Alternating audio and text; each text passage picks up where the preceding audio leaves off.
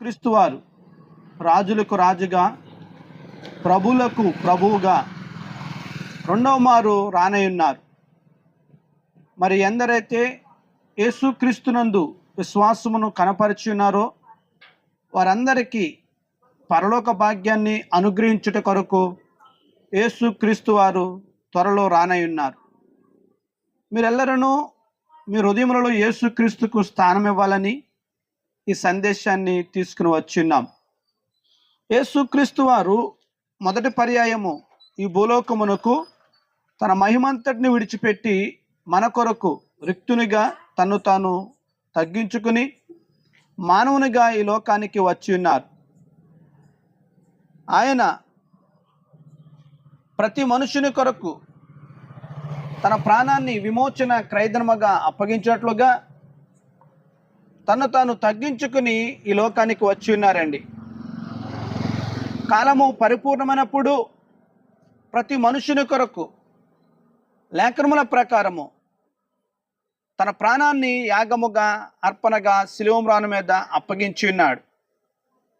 యేసుక్రీస్తు వారు మరణించారు, సమాధి చేయబడ్డారు. అనేకులు అనుకుంటున్నట్టుగా ఆయన సమాధిలో ఉండిపోలేదు, తిరిగి మూడవ దినమున సజీవునిగా లేచి ఉన్నాడు. మరొక ముఖ్యమైనటువంటి విషయం ఏమనగా ఆయన ప్రాణమును ఎవరునూ తీసివేయలేదు. ఆయన తనంతటా తానే తన ప్రాణాన్ని మన కొరకు పెట్టి ఉన్నాడు. యేసు ప్రభు వారు సాక్ష్యం ఇచ్చారు, నా ప్రాణమును ఎవరునూ తీసివేయలేరు, దానిని పెట్టుటకు దానిని తిరిగి తీసుకున్నటకు నాకు అధికారము కలదు అని. మరి ఎందు నిమిత్తము ఆయన అంత ఘోరమైన శ్రమను పొంది మరణించారనేది యావత్ ప్రజలు తెలుసుకోవాలి. మీరు అనేక విషయాలు తెలుసుకుంటున్నారు, ఈ విషయాన్ని కూడా తెలుసుకోండి. దేవుని లేఖనం అంటుంది, రక్తము చిందింపబడకుండా పాపమునకు ప్రాయశ్చిత్తము కలుగనేరదు అని. పాపం వలన వచ్చిన జీతము మరణము అని.